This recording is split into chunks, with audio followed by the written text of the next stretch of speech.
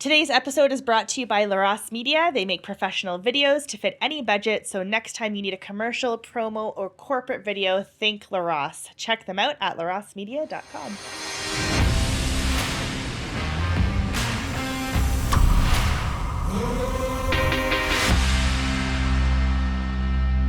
Well, welcome back to the Stinking Albatross, everybody. My name is Scott Hayward. I'm joined by my co-host, Alissa Globe. Hi, Alissa. How's it going today? Hey, Scott. It's weird you're opening it instead of me. How did that feel? Yeah, it felt great. The power rush was just incredible. It's like nothing else before. You're wearing the pants today. I'm wearing the sweats, to be honest. Not well dressed like our guest, which we'll get to right away. And our first one, most people will be familiar with, and that's Jonathon van Maren. Columnist, author, director of communications for the Canadian Centre for Bioethical Reform, CCBR, someone we've had on in the past and someone I'm sure we'll have on again. And we have a second and new guest to our podcast today. And so we have to be on our best behavior because we have Spencer Fernando. So Spencer is a columnist with political experience and started and runs SpencerFernando.com. Spencer has written for various publications in the past, currently writes for the Western Standard and Manitoba Standard, and is a current campaign fellow with the National Citizens Coalition, an organization founded in 1967 to stand up for Canadian taxpayers and champion small c conservative values. So, gentlemen, welcome to the podcast. Welcome back, Jonathon and Spencer. Thank you for joining us for the very first time. Good to be here. All right. So this week I want to delve into a topic that's really been simmering for almost a year now. And while we can discuss the topic, in and of it itself, I'm actually more interested in discussing kind of how everyone's opinion of this on this podcast and discussion on how conservatives and social conservatives, particularly in Canada, approach this topic, and I would say other, meaty, political, newsy topics in general. And that is the Russian invasion into Ukraine. So now just to start everything off, just, with a clean and open slate, I just want everyone to know who's listening that, I myself personally, I'm 50% Polish on my mother's side, and my wife is Ukrainian. So like the case for millions of Canadians, especially where Spencer and I come from in Manitoba and Western Canada, that is the case for a lot of us. So, but I just want to be upfront with that. But Jonathon, I think if you don't mind, I'd like to start with you. A lot of people will say when it comes to this particular issue of Russia and Ukraine today that it's too complicated, and therefore there's no possible way to know for anyone to really know exactly what's happening and come to a conclusion and an opinion on the issue unless you actually live in Russia or Ukraine. But I don't know about what you guys think, but personally I think that's a pretty kind of intellectually lazy way to just go about life in general. And personally, it's not the way I go about life. So, but Jonathon, kind of with that premise, you actually have visited both Russia and Ukraine within the last 5 years, particularly Ukraine in the last few months. So I guess if you could start off the discussion, can you kind of please give us a brief history and explain your findings in both countries? And did you notice any differences between your time in Russia and your time in Ukraine? Yeah, so that's a pretty big question, obviously. I'll start with why I went to Russia back in 2018. I actually had the opportunity to go there. I was invited by a journalist from Denmark, actually, who was researching a story about a huge return to faith in Russia, especially this idea that the Russian Orthodox churches were swelling. Vladimir Putin at that point was really leaning into rebuilding a lot of monasteries and a lot of the cathedrals and things like that. And to be honest, it seemed like far too interesting of a story to not take up on, right? You got this ex-KGB agent who was apparently leaning into Russian Orthodoxy. Was this true? What part of it was true? And so I spent a couple of weeks there with two other journalists. We went out to Sergei Posad. We spent a lot of time in Moscow. We did a lot of interviews in St. Petersburg and Moscow especially. And what we found was really, really interesting And we managed to get into the compound of the Night Wolves, and we were 100 feet away from Vladimir Putin, ironically, at a rally in Red Square where they were celebrating the annexation of Crimea, which was just a couple of years old at that point, 4 years old. And what we found, which was quite fascinating, actually, in a lot of our interviews, is that virtually nobody there actually sees Vladimir Putin's alleged conversion to Orthodoxy as anything other than what it is, which is his whole-scale adoption of Russianness. When anybody who's read any of the literature on Putin from both his fans and his critics knows he had an enormous identity crisis when communism ended, as many other people did. And his sort of political trajectory to the current position we see him in now, he's been sort of searching for a Russian model, an identity that sort of encompasses communism and allows him to point to this vessel as like, this is sort of the Russian identity. And he picked the Russian Orthodox Church as sort of this bastion of the Russian soul that had lasted all of communism, but has also tried to make the case that communism was kind of friends with Russian Orthodoxy in some ways, bizarrely pointing to a handful of instances when Soviets allowed, the monks to get their stuff before they were evicted from their monastery, not mentioning, the thousands upon thousands of clergy and ordinary Christians who were killed. And so what Putin is doing with a decent chunk of the compromised clergy is what the Russians have been doing for a very long time, which is exploiting the decadence of the West to strengthen this idea that Russia is a bastion of nationalist sanity, right? Like the people of Dostoevsky and Tolstoy don't need to listen to the people who believe, that women have penises and that there are 27 genders, that sort of thing, right? And as we'll get to later in the conversation, it's a pretty compelling line, and it's pretty clever propaganda. And a lot of people have bought into it. Even one of the journalists I was with was really impressed. There's a certain kind of person who's impressed by anybody with a uniform stating obvious truths that everybody agreed with 25 years ago. And then in Ukraine, it's interesting what you said in the very beginning. In Ukraine, I found much what most people would have said, with one very distinct difference, which is that I think one of the reasons a lot of social conservatives in particular are suspicious of the Ukraine regime in particular is because you see a lot of really prominent progressive journalists, including some very, very intelligent but very, very progressive journalists from the Times, who want to sort of tie the Ukraine-Russia conflict to every other conflict. So you have one of the top Russia-Ukraine experts saying, if you support these anti-trans laws passing in red states, then you're on Putin's side. That sort of thing kind of going on. Whereas when you go to Ukraine, I interviewed dozens of people. We went all over the place. We went to the mass graves in Bucha, the sites of a lot of the executions. And most of those are very normal, sane, conservative Christian people.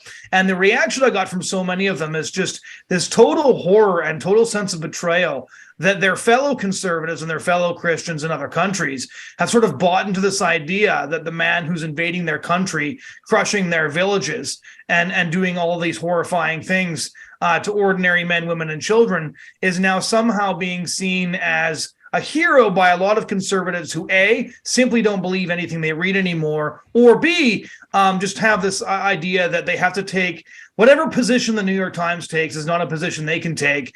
And so, in other words, let's make fun of victims of Russian aggression to own the libs, basically. Right. Now, Spencer, I would like to get you in on this too. And once again, thank you for coming on our podcast. We really appreciate your insight and analysis.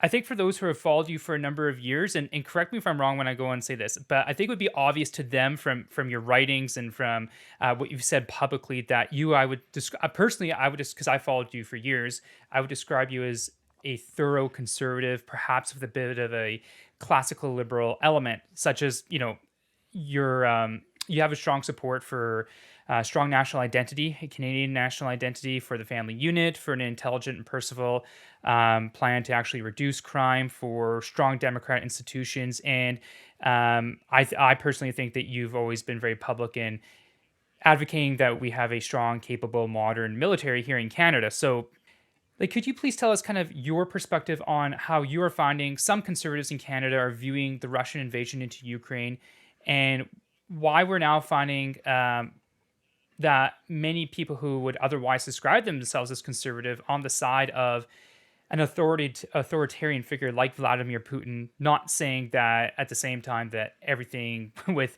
Volodymyr Zelensky's regime is, all gumdrops and rainbows. Well, I think one of the reasons is a lot of it is just partisanship, right? So people decided that they're going to support whoever opposes the governments that are in power in their own countries that they don't like. So, Joe Biden seen as a progressive in the United States, Justin Trudeau, the Liberals obviously in power in Canada. So they're saying very, critical things of Vladimir Putin, saying we need to support Ukraine. And so some people just decided what they're going to do is they're just going to support Russia or support Vladimir Putin. I think part of it is a bit of a leftover from the pandemic as well, where so many people decided, we can't trust the government. The government's become more authoritarian. The government's infringed upon our freedoms.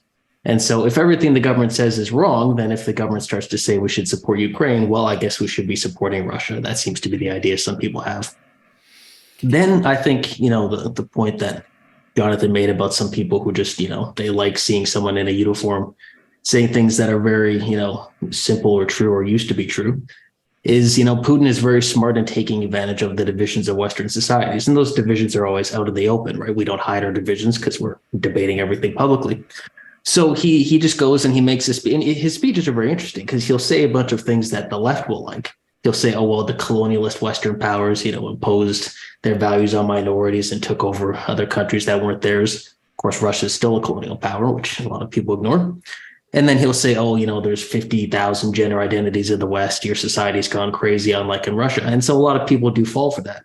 And I think it's unfortunate because I see something similar where people will talk about China and they'll say, oh, well, China looks so stable. You don't see all the craziness in China. Countries like Russia and China have just as many problems, if not more than our societies, but they hide them better, right? They control information. So the face they present to the world looks much more stable, much more controlled, but it doesn't mean they're doing any better. I mean, China with zero COVID is a good example, right? They were gloating for 2 years. Oh, we controlled COVID at the cost of all the freedoms of their people. And then 2 years later, oh, no, we just have to let it run through the entire country. Oops, we screwed up there. So they didn't do any better than Western countries, and they took away even more freedom than we had here. And so I think it's a lot of those things. And then, there is the aspect of we've had leaders like Justin Trudeau who have been so divisive and have been, so dishonest about their critics, demonizing anybody who disagrees with them, calling them racist and all these things. And so there's not the reservoir of goodwill for when someone in the Liberal government says something that might be true. We should be supporting Ukraine. It's in Canada's national interest to do so. A whole lot of the population is not going to listen to them. So I think there's really a lot of blame to go around, but I do hope people start to wake up because, it's tough to call yourself a conservative, someone who's pro-freedom, and then say, oh, well, I'm a big fan of Vladimir Putin, or I think Russia's doing the right thing. But not really two positions that can be reconciled there.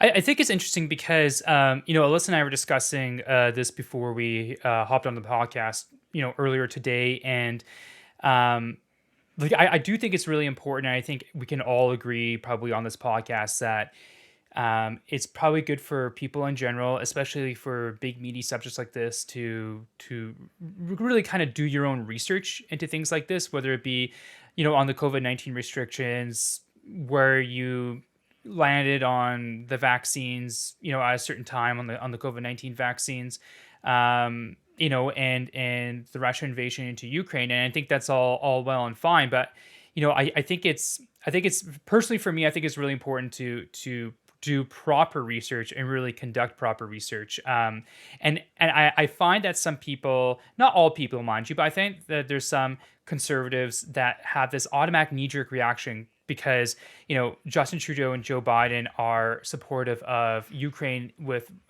dealing with Putin's forces invading from Russia, which is always kind of automatically bad because the New York Times says they support this and support Ukraine, that is, as does Biden and Trudeau. Yeah, at the same time, you have countries like Hungary and especially countries like Poland that have, arguably probably some of the most conservative right-wing governments in the democratized world, in the first world, way more conservative than any governments we've had here federally for decades, if ever. And they're absolutely behind Ukraine's struggle to basically free herself of Russian occupation from Putin's regime. Like, for me, I understand conservatives in this country, especially social conservatives, not necessarily wanting to accept right away also what a lot of people in especially legacy media are saying. Like, I understand that. I understand that coming out of COVID-19, I understand that because a lot, not all, but a lot of people within legacy media are always pushing for agendas that frankly go against the core conservatism, like abortion and the transsexual agenda, especially when it comes to kids. So I suppose, like, what both you and Jonathon, right? Like, what are your recommendations to people, frankly, such as Alissa, myself, and people listening to this podcast, if we're wanting to do our own research, not just into Russia's invasion of Ukraine, but on any kind of big issue? Kind of, how do you suggest we go about it? What should we be looking for when things come across our way? What kind of sources we should be kind of looking for to vary? And kind of what sort of checks and balances should we have? Like, for example, if something comes across my Twitter feed or someone sent to me, kind of what would be the checklist that you would suggest that needs to be met for me to kind of accept this thing that came to me as an actual piece of evidence of something that may or may not be happening, particularly in the Russo-Ukrainian war?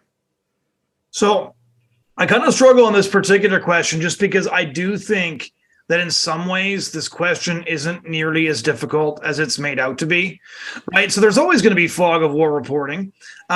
It's very obviously true that Zelensky is glad handing for guns and therefore is going to say what he needs to say to any leader he gets a hearing with to try and get those guns, right? Like, this is just sort of obvious, and you're no great genius for pointing out that, that a leader who's desperately attempting to get more aid to his country may occasionally stretch the truth, right? Like, this is not something that's very difficult.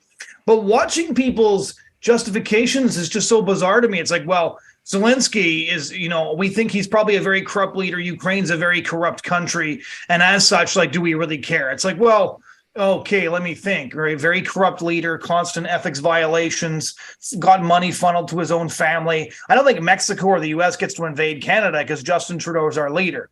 This whole idea. Maybe you should say that to Tucker Carlson, but yeah. You know what? Tucker's really disappointed me on this too, because honestly, a lot of his stuff has kind of slumped from incendiary to asinine, simply because there's one very obvious truth about this conflict that everybody seems to sidestep in favor of smaller corollary issues, which is Russia's in Ukraine, Ukraine isn't in Russia. And so really the corruption of Ukraine or any other country in Eastern Europe, or, whether or not you think that NATO cozied too close to the Russian border, all of those questions are a complete sideshow.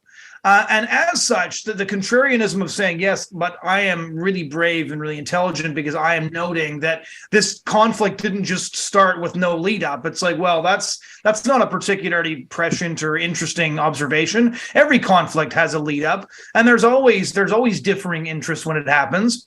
But for me, it's as simple as which country is in which other country, and which of the things that you can say that are negative about Ukraine give Russia justification for doing what it is doing in that country.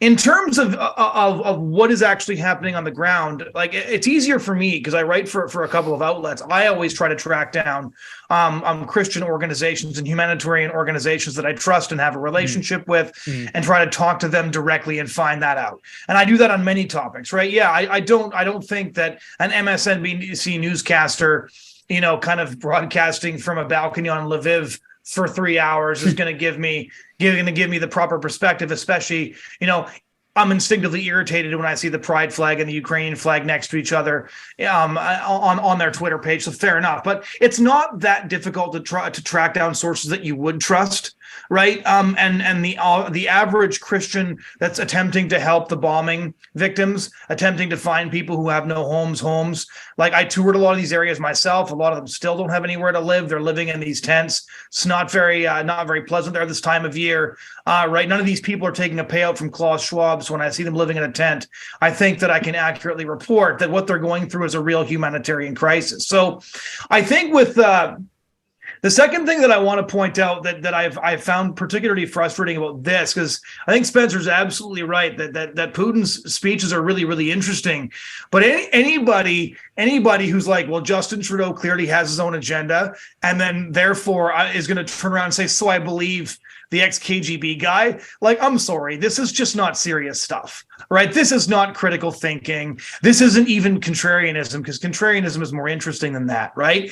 And the thing is that these propaganda ploys, like, you can almost see them being set up. Like when they trade, the Merchant of Death there for this WNBA player, who's married to a woman and won't respect the American flag and has all these fashionably progressive views, and they make this trade, right? And I saw it coming. I think I might even mention to you, Scott. I'm like, this is tailor-made in a lab for people to fall for. And sure enough, right? In a biolab? Our friend Victor gets back to Russia, and the first thing he does is go on TV and is like, in America, they're crazy. They say they've got like 27 genders. And I'm like, wait for it, right? Like, sure enough, 15 minutes later, right? You've got these conservatives on Twitter being like, you've got to hand it to the Merchant of Death. And it's like, may I suggest to you that you under no circumstances ever have to hand it to the Merchant of Death.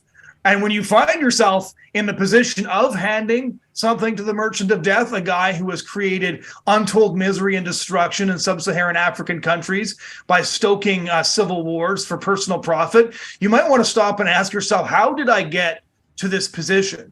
Right? How did I get to this position where I so dislike a lesbian who doesn't like the Star Spangled Banner that I'm actually going to side with that guy over there, right? This is culture war thinking on steroids, and it makes everybody insane. Final point is that I think it's so important to note that everybody does what what Vladimir Putin does, right? Like Xi Jinping over in Beijing is also banning certain LGBT things because he's trying to protect Chinese traditional values, right? The dictator in Chile, Pinochet, did the same thing. Work your way through the list of vile dictators, and every single time they were doing these horrifying things behind closed doors, or sometimes in Xi Jinping's case, right out in the open, but they were always doing them in in defense of traditional values, because as it turns out, the leaders of these democratic republics of wherever aren't doing it in favor of democratic values. And when they claim that they're snuffing out men, women, and children for the greater good, maybe we should ask a follow-up question, right? It's just, this stuff is such blatant propaganda that it's kind of embarrassing that so many people are falling for it. It's funny because I'm going to chime in here because I think that it's particularly because conservatives have critical thinking skills that they're actually questioning the mainstream media on their narrative on the Ukraine war. So it's not that, they're automatically against, everything the West stands for and therefore they're pro-Putin. I think that's such a simplistic view of what's actually going on in a lot of conservatives' minds. I think that because you see, I watched the Grammys momentarily and I was surprised Zelensky didn't show up there because he shows up everywhere, right? He shows up at the Academy Awards. He's pushed down your throat every 5 seconds you turn on the TV. And I think conservatives, rightly so, question, why is this being shoved down our throat? Is it as simple as, Russia is in Ukraine, or is it more difficult than that? It was their NATO expansion. When does it become, when does it switch from being offensive to defensive? What would have had to happen in order for you to legitimize? At the border is when it switches. Okay, so then you would be okay with Russia defending itself, which is what a lot of conservatives feel that they're doing at this point because of the NATO expansion and the threat to that. So I just think, and I think we can discuss that. I think it's just too simplistic to say, well, social conservatives or conservatives in general are against the trans issue, therefore they're pro-Putin. I don't think that's how a lot of conservatives... No, that's not what I said. What I said is that because social conservatives are so overtly lied to by the press on issues like the trans issue, they do have an instinctive and very good suspicion. But what's frustrating about this issue is I do think it's less complicated. Not in terms of, there's a big debate on NATO expansion. There's even a debate on how to wind the war down. I don't think there's three prevailing options. I wouldn't claim to know which one. But it is the pro-Putin lean that I have a problem with, because that question I think is very, very simple. Who's in whose country?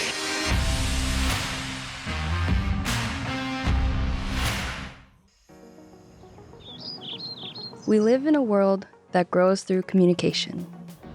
Every connection comes from a dream to be heard and realized. To welcome a better future. What are your dreams?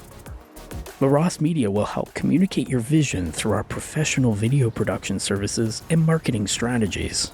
Start building connections to your future audience. Visit larossemedia.com and be sure to check out our extended service options.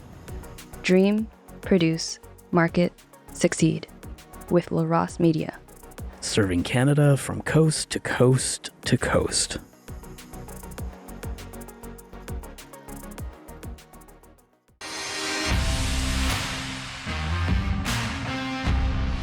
I wonder sometimes, like, if again the legacy media has a role to play in this, because I have obviously lots of friends who are Ukrainian growing up in Western Canada. That's just something that's going to happen, especially out on the rural prairies. And obviously my wife is Ukrainian, and there are a lot of Ukrainians here in Canada whose families came a lot later than my family. My family, of course, not from Ukraine, from Poland, but came with a bunch of Ukrainians in the 1880s to the 1920s to open up Western Canada. So I think a lot of the Ukrainians that I've spoken to do find Zelensky's, especially as of late in the last few months, his overt, I think you said, Alissa, way of kind of being in Western media all the time to be a little much, and maybe perhaps doing a bit of a disservice. But I wonder, like, because Alissa, you and I were talking about this before the podcast, and I had brought this up at the beginning, and I mean, let's be honest about it. Maybe Spencer, you can chime in here as well. Like, I think that sometimes legacy media can almost be painting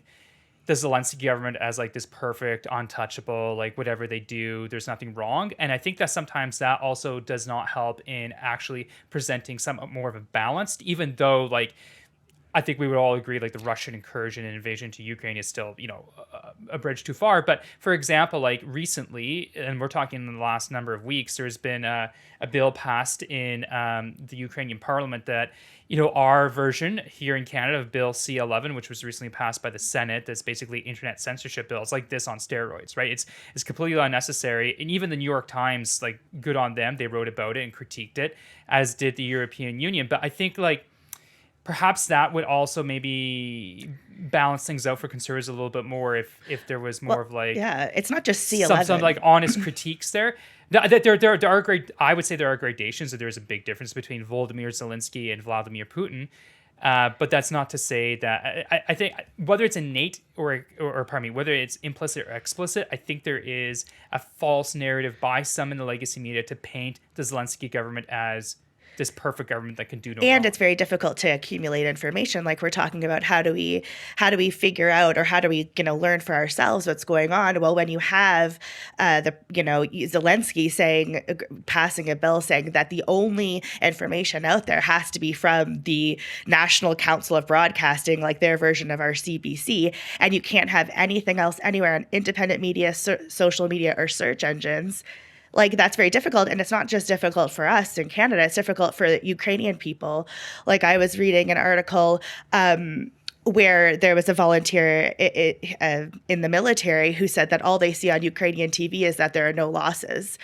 And he said that there's no truth. And that was in the Washington Post, and he ended up getting arrested for that, and he's in prison still for that. But he risked his, service and his life to say that. And so I think that it's and the same with Russia. Like, I think it's very difficult to get information, and what you really have are firsthand accounts of people on the ground, which is also difficult to get as well. So I think that's why, when you have the Western media, the legacy media, who we know lies to us on a regular basis about things that we care about, telling us that we must think this way. And then you also have this insane censorship bill in the very country that you're trying to learn about. It's difficult to get accurate information. Yeah, just a few points of those things. I'm certainly more on the, I'd say, libertarian side, so never would be a big target for kind of the Putin, super, socially conservative propaganda. But I think what people need to do is just look at statistics. You're never going to get perfect statistics, but, Putin presents an image of Russia a certain way. People, you watch the Grammys and you think, you look at the US and you think, wow, that looks crazy. The US has a lower abortion rate than Russia. It has a higher marriage rate. It has more children per family. By every objective social conservative measure, the U.S. is doing far better than Russia is, and Russia is actually doing one of the worst. Their demographic situation is actually horrific. A large part of that was from communism. And so you have to look at the statistics. That's one important thing. The other thing is, the legacy media, I think it's a good point you made, Alissa, that they do have an important responsibility, to be honest, because during World War II, what was very interesting is that the German media would, of course, just say how good Germany was doing. And the British media, when Britain lost a battle, would admit it. And there were about 20 million or so Germans who were within range of our British radio.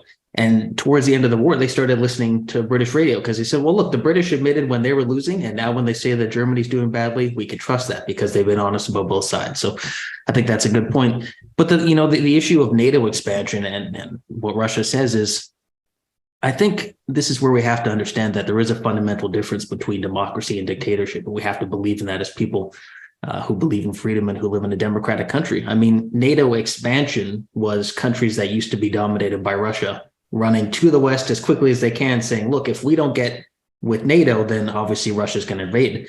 And Ukraine is noticing that. I mean, what Russia's doing in Ukraine is the best example and the best promotion NATO could ever have, right? Which is the one NATO country that was really in Russia's sphere of or non-NATO country that's Sweden in and Russia's Finland, sphere right? of influence. Yeah, is being attacked, right? So I think it's the Warsaw Pact was Russia invading countries and saying you're part of the Soviet Union now, and you're in the Warsaw Pact. NATO was countries voting to be part of NATO, and so that's very different. And I think just another point is we sometimes need to talk about the cold, rational self-interest of Canada and our allies as well. Russia's building up in the Arctic. Russia's been on a big military build for some time. They obviously want to infringe on territory that we would consider ours, or territory certainly that is going to be important to us. And so the more damage Russia suffers in Ukraine, the more that benefits Canada's national interest. I know a lot of people see that as cold, but of course that's the calculation that leaders around the world are making. And so I see a lot of people, they'll say, oh, Russia has they have the right to respect their own national interests and they feel threatened by the US. Well, if you're living in the US or Canada, shouldn't you kind of want the national interest of your country and your alliances to be prevailing? And so I think we just need to have a conversation about the fact that we have a right as Canadians and Americans have a right to pursue our own national interest. And there is a fundamental difference between an alliance of democracies doing so and a dictatorship doing so.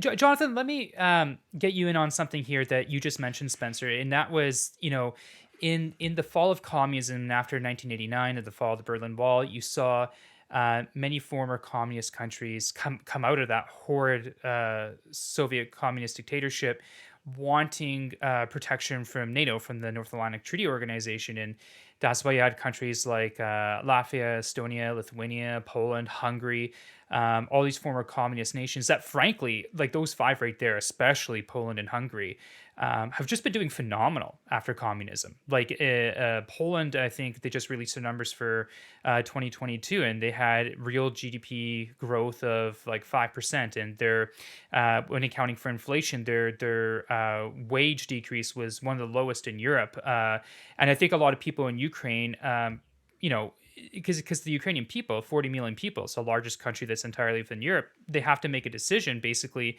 where they're going to go, or are they going to go be in the Russian sphere of influence? So when you look over to Russia and outside of St. Petersburg and Moscow, I mean, it's a pretty low standard of living. I think I read one statistic, getting back to Spencer's statistics, like something like 20% of orphanages in Russia. And now, of course, Russia's big and massive, right? So Western Russia past the Urals is much different than, Siberia or close to the borders of the stands. But nonetheless, something like 20% of orphanages in Russia still don't have running water. And that's not a denigration to the Russian people at all. If anything, that's just a proof of concept of how piss poor communism is, most especially Soviet communism. So you were in Russia, like you said, Jonathon. And I think, correct me if I'm wrong, I know you spent a lot of time in Moscow and St. Petersburg, but you did spend some time outside of Moscow. I guess kind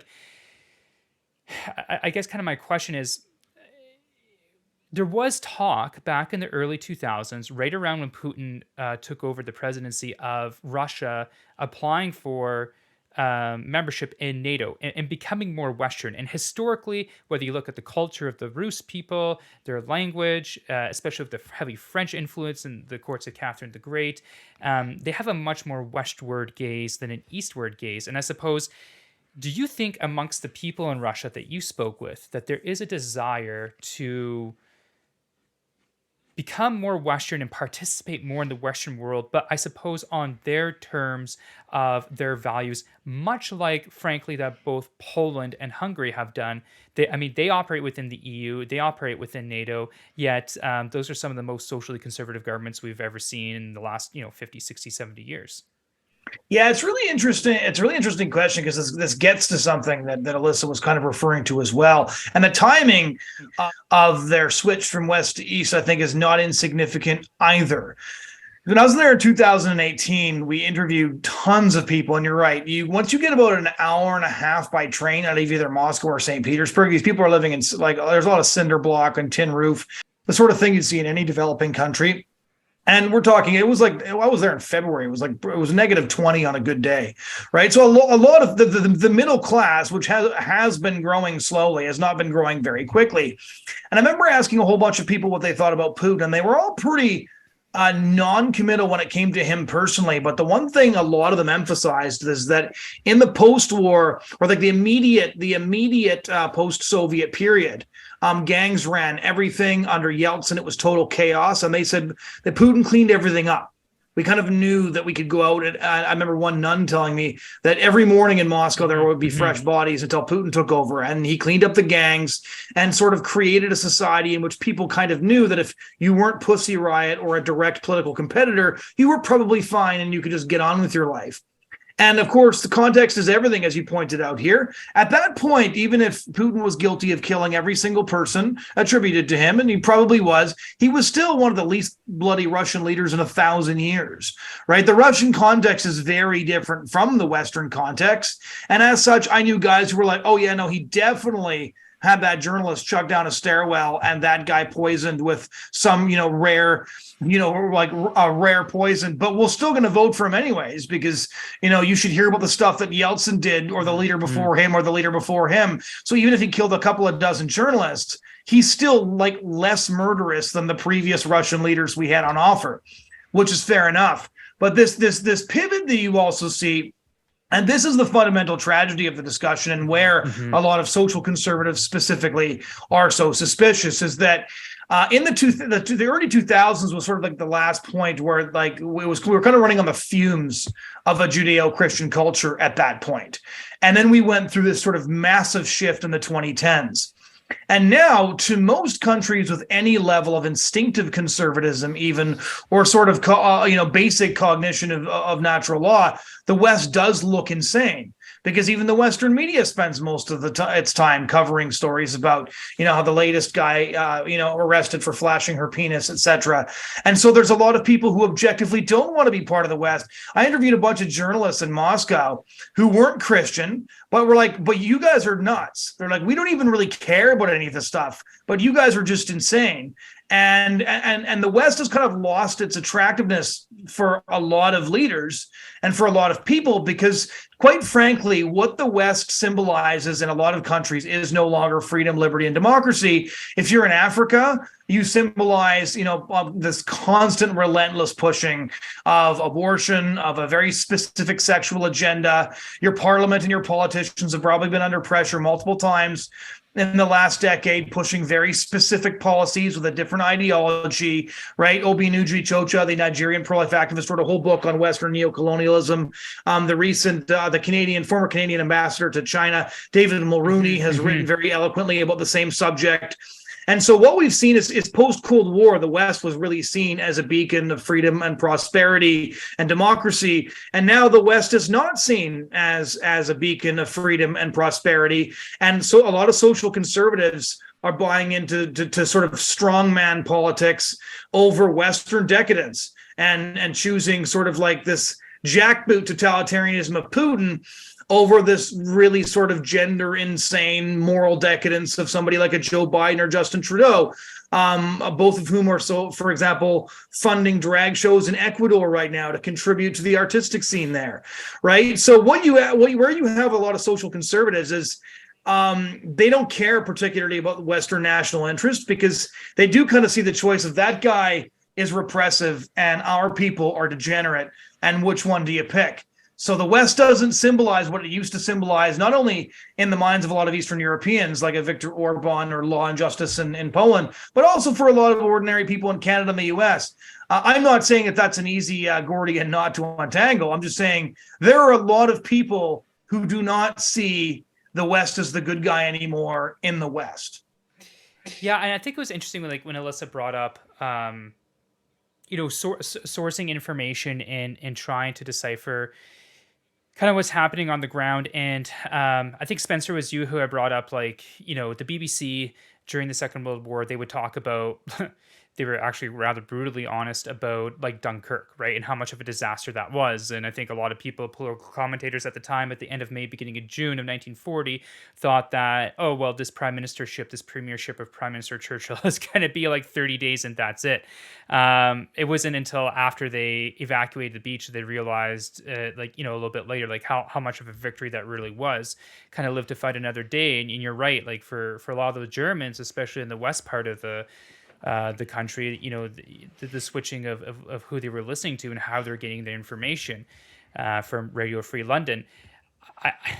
It is a little bit unfortunate because you kind of don't see that in a lot of the legacy media. Like, to say that Ukraine has suffered no losses would be absolutely ridiculous. I mean, it's very difficult to calculate what those losses are. KIA, MIA, WIA, all that. But one of the sources I remember when, well, we're almost to the anniversary, right? Like, it was February 24th, right? 2022, the invasion, coming north down to Kyiv and from the east as well, and the south, I suppose, from Crimea. And I remember watching it, and I first went to YouTube and I first went to Fox, and I was like, wow, this is incredible. Like, this is, you really, the world has not seen an invasion of this scale since September 1st of 1939. I don't think anyone can really argue that. But I remember when I was watching Fox News, I was like, I feel like they're like late in reporting on stuff, like, because I'm scrolling through Twitter and more stuff is popping up on Twitter. And so what I found on Twitter were a lot of people that are part of the open source intelligence community, who are a lot of former special ops. Some guys are still special ops that would hop on there sharing information in real time, sharing information that's obviously, not state secrets, but a lot of stuff kind of in the deeper in the internet that you can't really get. And so the OSINT community was a source for me as someone who is a social conservative and a conservative, and someone who just, like, I'm a chartered professional accountant, right? So I have professional skepticism, and as a conservative, I do apply that a lot of the time to legacy media. And I found that these sources were accurate because they were being honest about, at the beginnings of the war, of like how not well it was going for Ukraine, and then how after the first 96 hours they started to turn things around. And even to this day, if you look up in a lot of those Twitter spaces and those Twitter accounts, and they're talking about the difficulties the Ukrainian forces are dealing around Bakhmut and in Luhansk and the Donbass, they're honest about that, but you don't really pick that up from the New York Times or here in Canada, the Globe and Mail or Star, when they're reporting on stuff like that. So again, I guess, like, Spencer, like, for getting your information about what's happening specifically in this war, and then just where as someone who is a columnist, as someone who writes, and Jonathon, you too, I suppose, but Jonathon, you actually went there, so it's a little bit different. But for Spencer, for someone who hasn't gone there, I suppose, like, where do you source your information? And again, kind of what are the criteria that you use for your filter to determine, like, is this piece of information accurate or not? Is this something I immediately discard? Or is this something I actually want to look into and actually consider as a legitimate source? Well, one thing I would do is I'd look for people who don't seem to have an agenda, right? So if things are going bad for Ukraine, they'll report that. If things are going well for Ukraine, they'll report that, and vice versa with Russia. And then I kind of assume that nobody has all the information. So you have to collect as much as you can from different sources. You watch Fox, they've got a certain bias. CNN has a certain bias. Pro-Ukrainian Twitter accounts have a certain bias. Pro-Russian Twitter accounts have a certain bias. Obviously, government accounts have an extreme bias. But you take all the information and then you just look at what's happening on the ground, right? I mean, if a country says they're winning a war, but they're always retreating, then obviously they're not doing too well. Russia was saying, oh, we haven't started the war yet. But really, is there any country in the world who's going to spend a year, doing very terribly and losing, up to 100,000, 200,000 people just to say, oh, we haven't really started yet. We were just, practicing in the first year. So you just have to use some common sense too. But one thing I wanted to talk about, the lack of faith some people have in the West is, I think it's something that I think sometimes people in the West, we take a lot of things for granted, and we kind of almost misunderstand our own society sometimes. In that, like a drag show, sure, that's part of the West, but so are the people who disagree with it and are free to disagree with it and free to use their free speech to form organizations and then run for office and vote for politicians who pass laws. I mean, in many parts of the US, they're passing laws to shut some of those things down, or make sure kids aren't involved in them. And so that's also the West, the ability to change those policies, right? It's not set in stone the way, you get a crazy dictator in office, and then, okay, maybe you have 40 years before you can change anything, right? Because that one guy's going to decide things, so people say, oh, the West is degenerate. The West is, completely, ruined as a society. Well, people in the West are also free to say that and to push back against it and to try to change society. And they do. The West goes through very right-wing phases and left-wing phases, and centrist phases. And, we try different ideas out, and then we learn from what works. We keep what works, and we try something else and say, okay, this is a problem, and we fix it. And so, if you look back in history, it's in the US especially, it's every year people are saying, oh, the US is broken. The US is about to collapse. The US is a declining empire. The US is going to be surpassed by communism or fascism or whatever. And, the US and Western societies still tend to do pretty good because they can adapt and they can grow and they can change in a way dictatorships can't. So, and, in terms of information, sure, the mainstream media often can't be trusted, but we're able to use Twitter. We have independent media, and that's also part of the media ecosystem in the West too, right? So I think we have to be careful not to just focus on things in the West we dislike and say, oh, that's all that defines the Western world. And then the things we do like, we just don't call that part of the West, even though it is. And, this is a tactic that, communists have used for a long time, right? And again, when conservative governments were in power in the 80s in many Western countries, the main critique communists used was to try to whip up people on the left, the people who were out of power at the time, and was like, oh, well, Cuba's a struggle for freedom against the American imperialists, and capitalism is evil, and the West is just evil colonialism and all these things. And a lot of people on the left, fell for it. They took advantage of the group that was out of power and felt marginalized and tried to whip them up against their own society. And so that's being done, by Putin and China on now trying to do that with the right in many cases, right? Like, oh, look how degenerate your society is. Look how terrible things are. You can't trust the West anymore.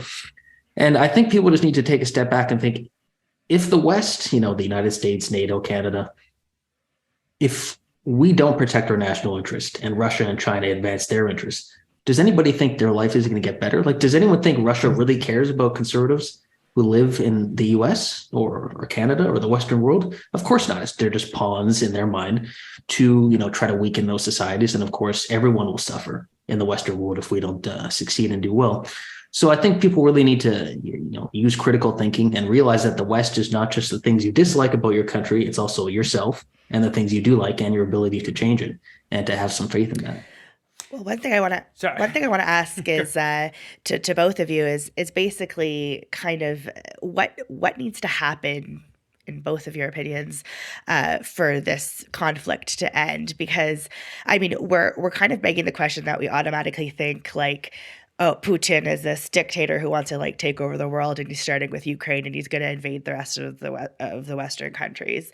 Other people have different opinions where Putin was provoked by NATO. He's only responding. He wants to enter into peace negotiations. And what does that look like? Because people like Boris Johnson say there is no such thing as a peace negotiation. The only way this conflict is going to end is with Putin's defeat. A lot of people say that Ukraine is just like a casualty that, NATO is using to further their own interests. So, I mean, where do you guys stand on how this conflict ends, or what needs to happen for it to end? Does it mean some sort of a compromise peace negotiation, or do you think that's even possible with somebody like Putin? So this is a very difficult question, because as I tried to make very clear before, when I'm looking at how people respond to this, I think there's a lot of room for very good faith disagreement. And so when somebody goes off on Twitter and says, I cannot believe how irresponsible NATO is being with position X, I don't consider that to be an unwise thing to say at all, because I think reasonable people can disagree on an end to a conflict. For me, the thing that's been frustrating is purely the victim blaming aspect of it. Like, let's just not pretend that regardless of the geopolitical events leading up to this, that Ukraine is in Russia rather than Russia and Ukraine. I think that fact needs to be established. And then the secondary fact is that regardless of whether or not Zelensky is a very corrupt person, he's a politician in Ukraine. So I'd be shocked to discover he wasn't. That's not the same thing as a dictator invading another country, causing immense suffering to civilians.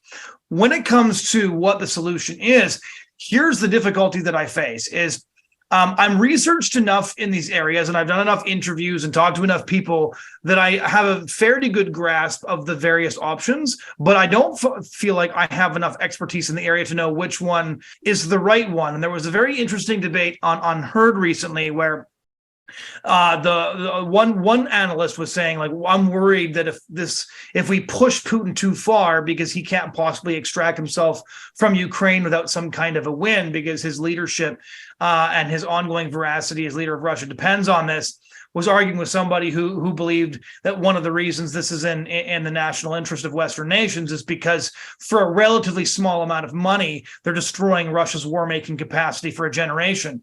And they had a debate in which was compelling that I switched sides as I listened to them because they were putting such a compelling case together. And then the way the debate ended was the analyst who said we're destroying Russia's war-making capacity put it to the other analyst and said, like, look, if it turns out 12 months from now or 24 months from now that we've destroyed Russia's war-making capacity for next to no money, and there's been no nuclear war, will you admit that I'm right? And he said, happily and with relief.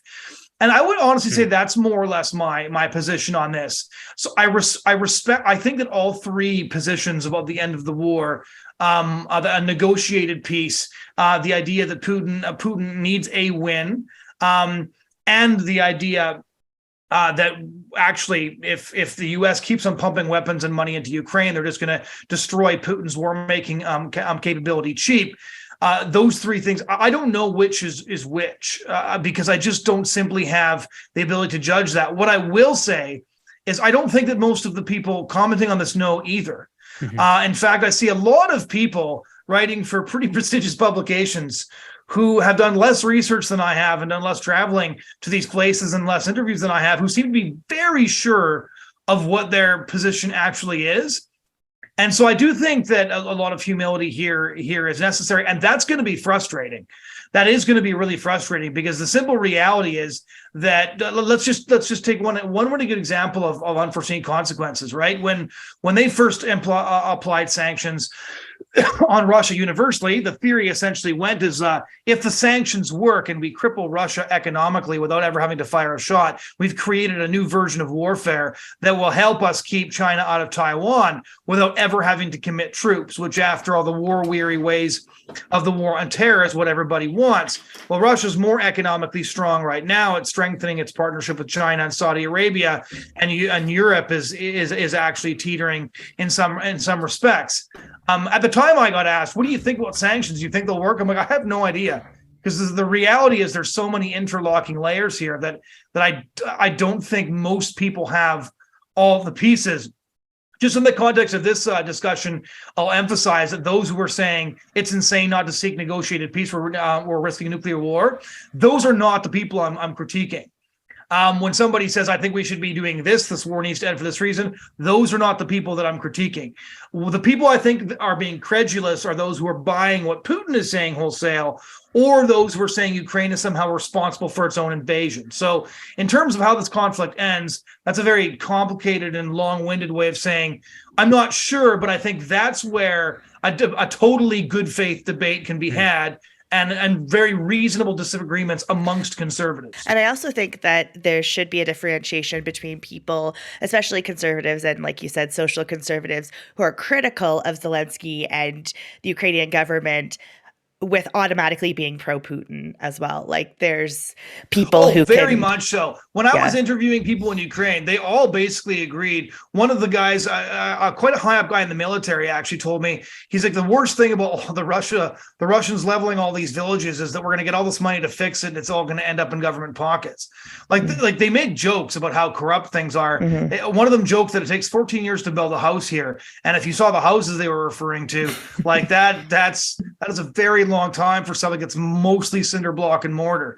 Mm-hmm. So yeah, I think anybody who tries to turn Zelensky into something that he isn't is being ridiculous. But anybody who also thinks that Zelensky is being nefarious for taking every opportunity he can get to suck money out of Hollywood actors and whoever he can, like, it's really obvious what he's doing. It's not sinister and nefarious when this guy shows up and asks for money and fatigues. He's doing propaganda because he wants more guns. Like, this is the furthest possible thing from a secret plan. Like, we all can see what he's doing. In fact, it's the fact that it's obvious that some people find it hard to stop. I just can't believe that he hasn't won the war already, because he has Sean Penn's Academy Award, so that should do it, right? Yeah, no, that is true. Yeah, just cue all the Chuck Norris jokes. Yeah, I think, one thing about Zelensky, I think part of it is that we live in such a cynical era that a lot of people just must assume that, the way something looks must be a cover for something, right? So, we've been spending years saying that, our leaders, people like Justin Trudeau are, often cowardly. They don't defend the country. They're dishonest. They don't show any personal courage. You had Zelensky, who, I think most people in the world thought he was for sure dead very quickly when the war started. I think people thought, okay, the whole Ukrainian government's going to go down. The U.S. obviously thought that, because they offered him. They said, look, we'll get you out of the country. And don't forget, everyone had just watched Afghanistan, where the U.S. said, we think Kabul will probably, the CIA thinks Kabul is going to last for about 30 days or so. The next day it falls. The Afghan president flees with a bunch of money on a plane. And so I think, whatever anyone can say about Zelensky, he put himself in danger. He said he's not leaving the country. That obviously had a big impact on morale. So sure, I'm sure there's a lot of corruption, in Ukraine, but he's shown more personal courage than any, political leader we've seen in a long time. And so I think he should get credit for that. And again, like, he understands the entertainment industry in the U.S. The U.S. has tons of money. He needs money. He needs weapons. Yeah. He's fighting an existential war for his country. So you have to go to the U.S. and, hobnob with celebrities, and that means you get some more weapons, then it would be kind of foolish not to do that. But on the, the broader point, one thing I hear people a lot say is, Ukraine is being used by NATO. I've heard, a fair amount of people say that, both on the left and the right. That kind of denies agency both to Ukraine and to Putin in different ways, right? Whereas, you can't trick a country into fighting an existential war for itself. Ukraine could have just given up. They could have just let Russia take them over. Obviously, they chose not to do that at a massive cost to themselves. And so that's not something that a country can be tricked into doing. It takes a lot of people to decide to do that. And then, the agency of Putin. The one thing I find so weird is I see a lot of people, especially on the right lately, the way they talk about the whole war is somehow they just, it's like Putin's a force of nature as opposed to a human. It's like the weather blew into Ukraine and there was a war. And they just completely accept that, like, oh, that had to happen. There was nothing that could have stopped that. And it's reality. So we just need to find a way to give Russia what it wants. And, Putin decided to do this, right? He had a lot of people in his own government who apparently were just shocked that he did it. They thought, there's no way we're going to go into Ukraine. I mean, that's going to be a disaster. And so he did it. It was his choice. You can say Russia was provoked. Some people say that. But, Germany, when they started World War II, they had some of their guys dress up as, Polish soldiers and then cross over the border and then shot them or kind of, fake the whole situation. And they said, oh, look, we captured these Polish soldiers. We had to shoot them. Poland's planning an invasion. We have to invade Poland as a preemptive invasion to defend ourselves. So every, ruthless offensive war is always kind of cast as a defensive action, right? Even the most ruthless regimes don't like to admit, yeah, we want to take this land and territory for ourselves. They have to hide it behind, oh, we're afraid of getting attacked or something. So I do think it's important to just kind of understand the context. But in terms of how it ends, I mean, it's going to be some sort of negotiation of some kind of who will it be with, that no one's necessarily sure.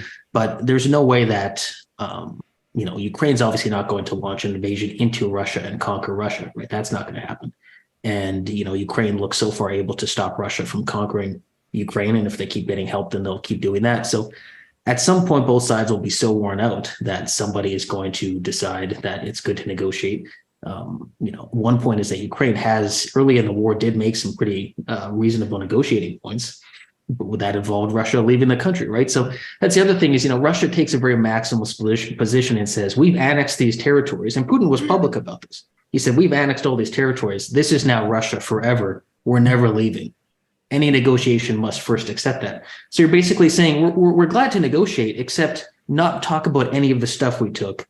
And it's only going to be about why you don't get to join NATO. So Ukraine understandably says, doesn't seem like we get anything from that kind of negotiation. So I think it's important to not take dictators at their word, right? And it kind of sounds funny to say that, but people often assume you can trust what someone like Putin says, but he's broken his word multiple times. He told everybody he wasn't going to invade Ukraine. He apparently even told Xi Jinping he wasn't going to invade Ukraine, right? So you can't really trust.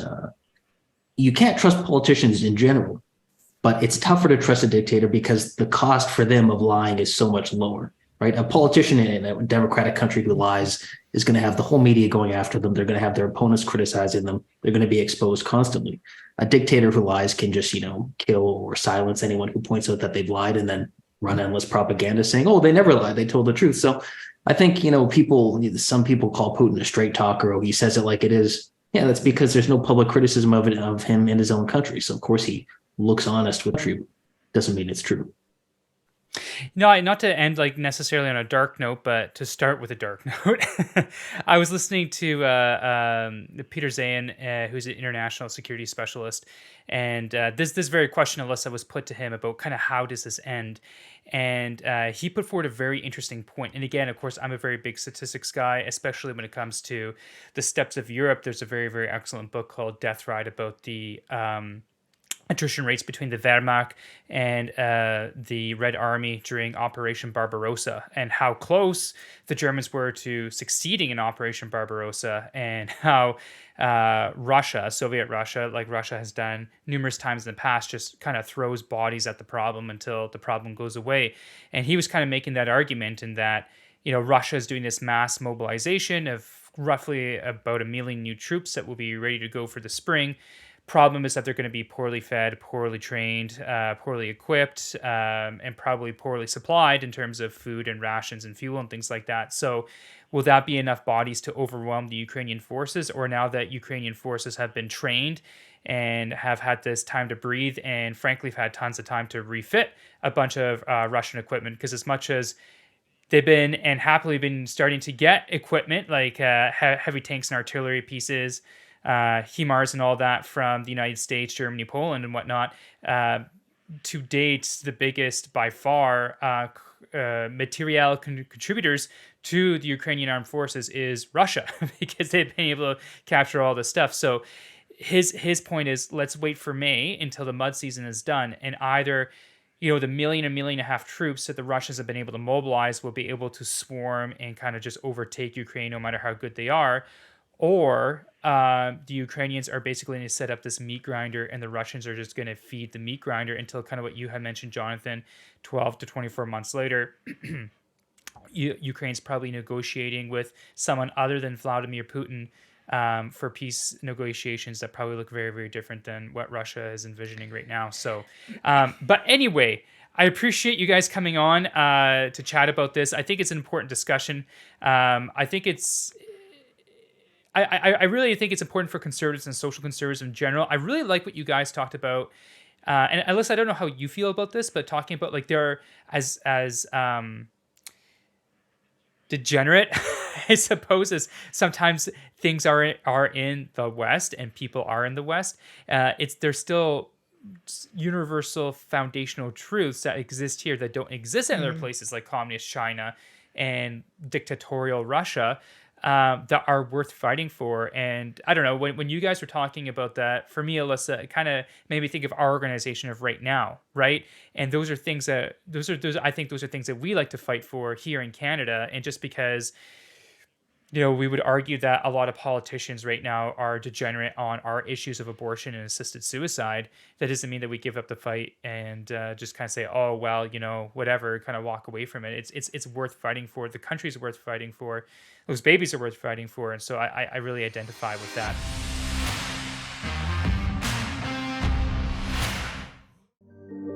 Nature communicates with us in a universal language. The sunrise starts a new day. The sunset marks our accomplishments. The most beautiful communication is where the speaker and the listener match perfectly and understand the same message. Your future audience is waiting to hear from you. What message do you need to share? At LaRosse Media, we fashion beautiful communications through our professional video production services and marketing strategies. Create your own most beautiful message. Visit larosmedia.com And be sure to check out our extended service options. Dream, produce, market, succeed with LaRosse Media. Serving Canada from coast to coast to coast.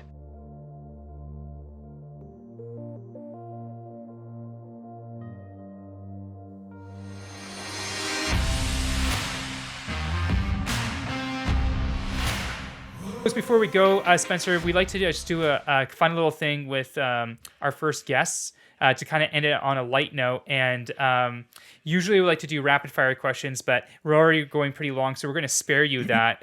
You get to run away scot-free on that. But one of the things that Alissa and I like to end with during the week, and maybe we can do a round and we'll go Alissa, Jonathon, myself, and then you, Spencer, last, because you're the one that's not used to this. So we just like to mention one thing that we loved from this past week and one thing that we've hated. So Alissa, why don't you start us off? And it can't be Ben Affleck's reaction. No, I just well, the thing that I hate is obviously the Grammys. I watched it for like 10 minutes too long last night.